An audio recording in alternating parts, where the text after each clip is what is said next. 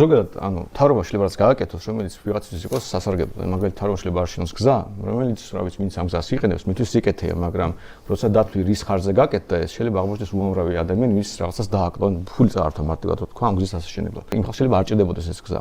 რამდენად უამრავი გზა არის სხვა რეგიონში აშენებული, რომელიც შეიძლება არავის არ ჭირდებოდეს. აქაც იგივეა, ზოგადად 6 მილიარდი რო შემოდის, ნუ თუ არ შემოვა, მე როგორც ხვდები, საუბარია 10-ჯერ უფრო ნაკლებ თანხაზე, მაგრამ რომ წარმოვიდგინოთ, რომ დიდი თანხა შემოდის, ამას ხო არაფერი ცუდი არ მოყვება იმ გაგებით, რომ სამუშაო ადგილები შეიქმნება, რაღაც ხალხი დასაქმდება, ოკეი. მაგრამ ჩემი პრობლემა ეს არის, რომ როცა ამას თავრობა აკეთებს, ანუ როცა თავრობა მონაწილეა, ის როგორც მინიმუმ ეს პროექტი იღებს სრულიად უსამართლო კონკრეტულ უპირატესობას სხვა დეველოპერ პროექტებთან. პრემიერი აკეთებს რეკლამას. თუ იცი რომ პრემიერი რეკლამას აკეთებს, მინიმუმ ხვდები რომ თავრობა რო რაიმე იყო დაეხმარება, არ გაუჭედავს ნებართვებში. სხვა ყველა დეველოპერს ეს პრობლემა აქვს. არ მგონია ამ პროექტს ვიღაცამ რამე გაუჭედოს, სადმე რამე პრობლემა შეექმნას. წავა ძალიან სწრაფად, ამიტომ ადამიანს უფრო მეტი ნდობა უყალიბდება.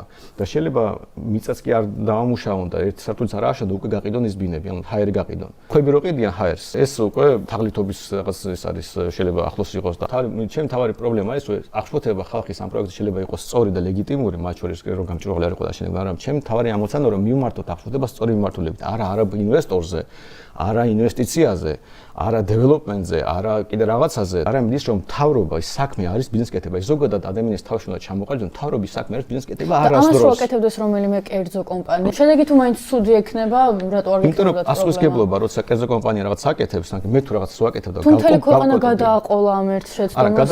ხო, და ამაში საქმეა. მე თუ ჩემ ფულს ჩავდებ და გავკოტრდები, მე დავზარალდები. მაგრამ თავრობა რო რაღაცას აკეთებს და კოტრდება, მაშინ მთელი ქვეყანა აგებს ამაზე პასუხს. მე რატომ მგონია რომ ამ კოტრას არასაჯაროებენ? ორი პირობაა ჩემი აზრით. პირველი რიგით 6 მილიარდად არსად არ ეწერება.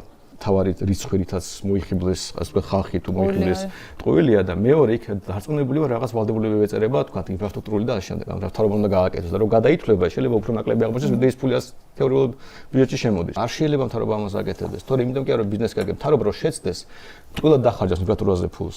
აიღებს ვალდებულებს, იმაზე ნამახოხისე ხო ეს მოხდა. აი წამოგეთ რა მილიარდი გადავიხადეთ, რატომ? იმიტომ რომ თავრობის რაღაც პოლიტიკური თამაში. ვიღაც ერთი კოცების ფლანგი ეჭუბოდა მეორე კოცების ფლანგს და დავკარგეთ მილიარდი ლარი.